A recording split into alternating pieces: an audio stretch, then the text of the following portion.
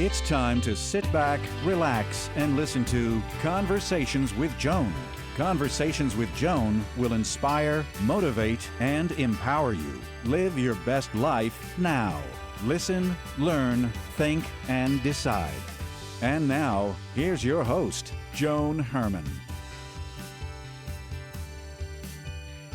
Welcome to Change Your Attitude, Change Your Life's Conversations with Joan. I'm Joan Herman. Thanks for tuning in.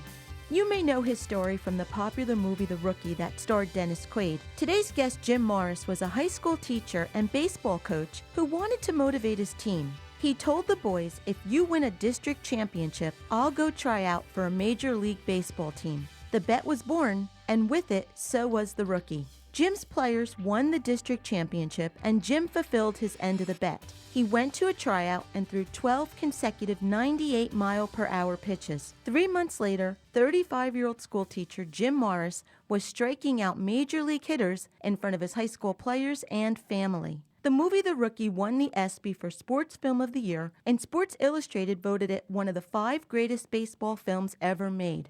You know, Jim, your movie, The Rookie, I've always loved it. It's one of my favorites. Being a professional baseball player was something that you always dreamt about doing, but you settled in as a high school teacher. What was your life like before you became a teacher, and did you always want to play professional ball? From the age of 5, I wanted to be a professional ball player. I didn't even know that I got paid at that time. I just thought, hey, if I get a hot dog and a Coke, that's cool. And the movie displays the relationship between my father and myself as being kind of rough. It was actually a lot worse than that. It was more about the kids in the movie than it was about my parents. So early on, I had a rough childhood and was told I wasn't good enough and I never would be. And so I was hard on myself and therefore talked myself out of a lot of dreams when I was younger, including educationally. And so I had to learn at a later age that dreams can come true. You know what's interesting, Jim? Someone had written an article for our digital magazine, and in the article, they wrote about how, we spend our entire lives with ourselves. We should be the person we know the best, that we love the most, and yet we look for all of this external validation, and you just spoke about the impact of harsh words. And isn't it interesting how we allow those externals to really dominate who and what we are? Oh, it's amazing. When I look back now, I'm a completely different person than before I coached those kids. I would let those voices creep in and take over. And now when I get tired or something, I'll hear them and I can just go, you know what, that stuff's not true. I know exactly who I am and what I'm doing. But for a lot of us, those words become imprinted on us and we start to believe. And, I tell people in the audiences, you can live up to or down to expectations put upon you. For the first part of my life, I lived down to expectations. This part of my life, I'm trying to live up to expectations. Jim, one of the interesting things for me about your story is that you made this bet with these boys, and what your end of the deal was to go out and do something that would make you completely uncomfortable and something that you didn't believe you would be able to accomplish. So why did you hold up your end of the deal and go to that tryout? I went to that tryout because of the relationship I had with my grandfather. When I was 15, my parents moved me from Florida to Texas to play high school football, so our coach didn't even allow high school baseball then. But for those 3 years, I lived with my grandparents, and I got to watch the way a loving, nurturing couple lives, and they taught me how to be a good human being. They gave me lessons every day, and one of those lessons was if you ever make a promise, you keep that promise, because when you pass away, you're going to be remembered for one thing. Did you live up to your word? And those kids had nobody to believe in. And for me to back out of that bet at that time after they had done something nobody thought they could do just because I thought I couldn't do something, that was wrong, and I needed to go to that tryout. And I did, and when I went, I was blown away. I mean, those kids were absolutely right. Jim, when you made that bet, did you believe that they could win the divisionals, or did you just think it would be something to light a fire under them and see what happens? I was just trying to change the direction. They had heard another coach talking about them an hour before practice one day, saying that they were never going anywhere. They were all losers. They were all, never get out of that little town. And, it spread through my team like wildfire. So at the start of 1999, our first 2 games were 15-1 and 15-0, and we weren't the ones with 15. And so I had to change something. And what it came down to was a challenge. And the kids said, well, if you want us to chase our dreams, then you have to too. And I just threw it out there, and I said, all right. you guys win a division championship, I will go out and I will try it again, even though I knew I'd already been told I would never pitch again because of the surgeries. I made the bet, and I was willing to put myself out there and go to a tryout and embarrass myself just to help those kids know that an adult believed in them. So, Jim, you went to the tryouts. What was going through your mind that day? It's going to be the most embarrassing thing I've ever been through in my life. I mean, I can't even, by this time, the kids are hitting me all over the park. I can't even get high school kids out, and I'm going to a tryout where there's some major league scout, and I'm going to try to impress him. I thought, you know what, I'm going to pitch as quickly as possible, get my kids back in the car, and drive home and try to get away and tell my kids, you know what, I did it, and I was right. But I wasn't right. They were. So, Jim, for somebody who's sitting home right now that wants to try something that truly believes it will be the most embarrassing thing they will ever do in their life, what would you say to that person? You want to wake up in 20 years from now and ask yourself, what if? I mean, that is the big question. That was my question when I found out I threw 98. I knew I'd failed all those times before when I was supposed to be young and talented. Now I wasn't supposed to be talented anymore. What would I do if I'd have said no? I never would have found that out. I never would have known. You don't know until you actually get up and try. So don't wake up one day and ask yourself, what if? And I always say to people that really I've gotten rid of the word failure from my life, because when I go out and speak, I tell someone to try it. Because let's say, Jim, you went to this tryout and let's say what you thought was going to happen happened. It was the most embarrassing event or day of your life. So you went home. Would your life be any different than it was the day before? If you didn't try, you would have had that regret for the rest of your life. But if you try and maybe it doesn't work out the way you wanted, how did you fail? I mean, that's what I tell people. There's no such thing as failure. It's just your life would be exactly as it was before you went to the tryout. So you have to go for something. Absolutely you had to go for something. If I would not have gone, I would not have known, and maybe those kids would not have found out that they could accomplish whatever they wanted to. Joan, every kid on that team except one, nobody played baseball after high school, but every kid except one got a college degree, owns their own businesses. I have a kid flying helicopters for the Coast Guard, and they have their own families now. And they all live all across the country. And that is just amazing to me that those kids learned that. And I was the person who was able to push them, and they pushed me back. You know, we're talking about you going on and becoming a Major League Baseball player and following your dream, but I think what you just said is such a powerful aspect of your story. It's how one man can touch the lives of so many others, and that's what we forget. Every one of us has the power to influence and impact others in such a profound way, and we don't see that, I don't think, often enough. We don't see that, and the profound way can go either way, either negative or positive. And once I got the negative stuff out of my life, the positive took over. And because of those kids, now I know anything's possible. So, Jim, you got the call. What was the next step after the tryouts? I signed a minor league contract. I took a pay cut from teaching to play minor league baseball. And, you know, I'm grading science papers in May of 1999. In September of 1999, I'm in the ballpark in Arlington pitching against the Texas Rangers because of a group of high school kids. How long did you play in the majors? I played for 2 years. I came back for a third year.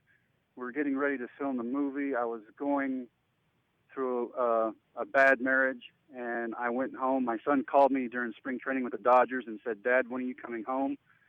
An hour later, I was in my car with everything packed, and I was on my way home. I went home and got my kids, and we went to the movie set. So you got this call that they were going to film this movie with Dennis Quaid playing you. How did that feel? I mean, was this surreal? Did you even think that this was a possibility? It's still surreal. You know, there were points when I look back now, like the day that Dennis signed the contract, I went over to his house in Brentwood, and we played catch in his front yard. I mean, you look back at stuff like that, and you're like, did I do that? I mean, this guy's made 60 movies. I'm playing catch with him in his front yard. Are you kidding me? And so, yeah, it's been surreal. I mean, it's still surreal if you sit back and think about it. Was his portrayal of you accurate? Did he really get a sense for what you were going through at that time? Everybody seems to think so. So, yes, ma'am, he did. What do you say to someone who says that he or she is too old or not talented enough or has a million excuses that they've developed. And age is usually one that most people use when they want to follow a new dream. So what do you say about that age factor?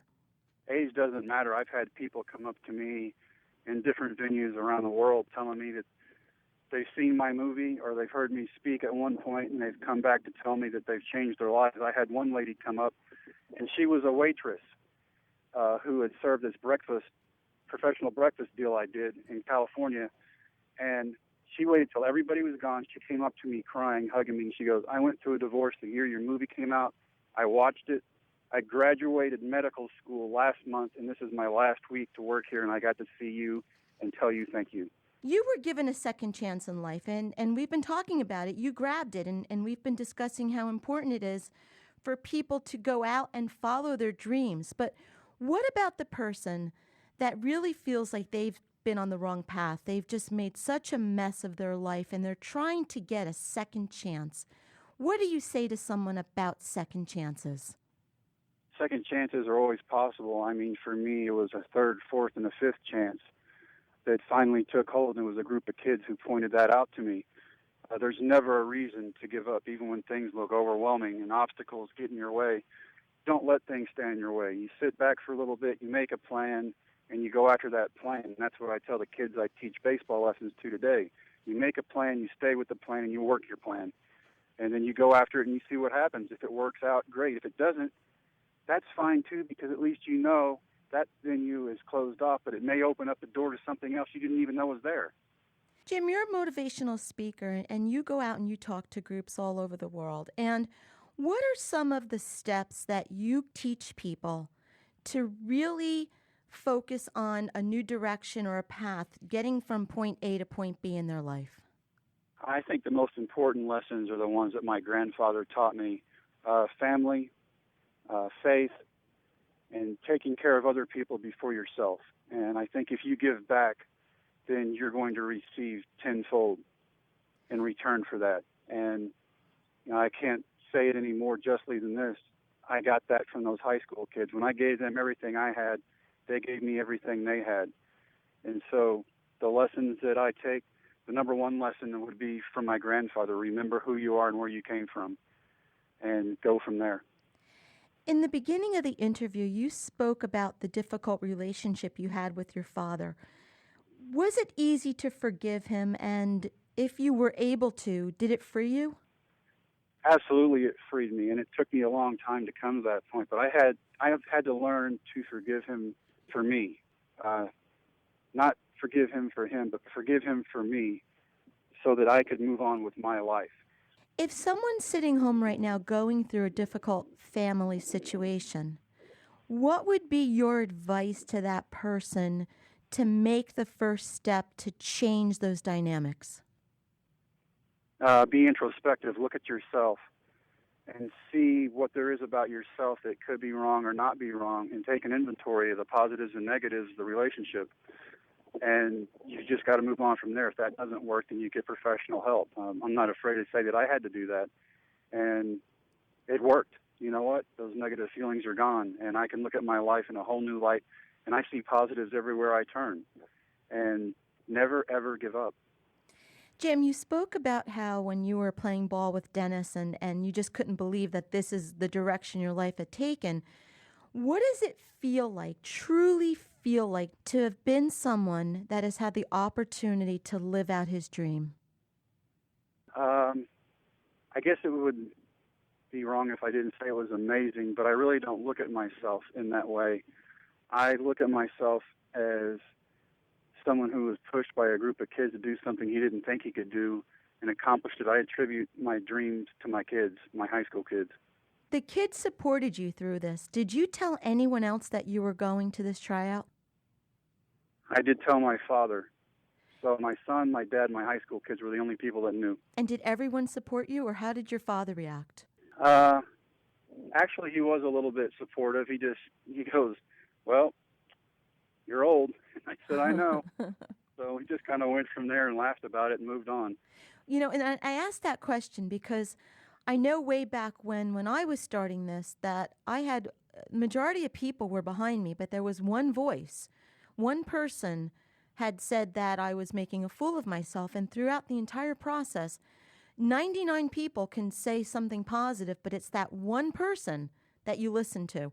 So that's why I asked about your father. So he did support you in a way, did that surprise you? It did surprise me. It was after the fact that I signed the contract and I was going to play that my now ex-wife did some newspaper articles telling people that she was the one with her feet on the ground and I was living in the clouds and all kinds of stuff. She didn't believe in me. But my high school kids, my son, and my parents believed in me, and so that was good enough for me. So, Jim, how did this experience change your life? Did you go back to teaching, or did it just catapult you in a totally different direction? It catapulted me in a totally different direction, although I've had job offers from Major League Baseball down to college and high school levels, and I got yelled at, cursed at, and screamed at the entire time I grew up. And that's not how I teach, and that's not how I coach. I talk to kids like they're human beings, and that's what they respond to. And so I've been successful at that. Jim, if we have any kids that are listening to this show, and if they're living in an abusive family situation, what would you say to those kids to give them strength that they can get through such a situation, maybe where they can seek some help? Your high school or your school counselor at first, and just the first thing you have to realize is it's not about you. The problems that are caused between adults is not about the kids ever. It's about the parents. And so if you can get that in your head and you can go find the help, there's free psychological advice in almost every city that I know of. You can go to your school counselor or a city counselor and talk to somebody. But talk to somebody.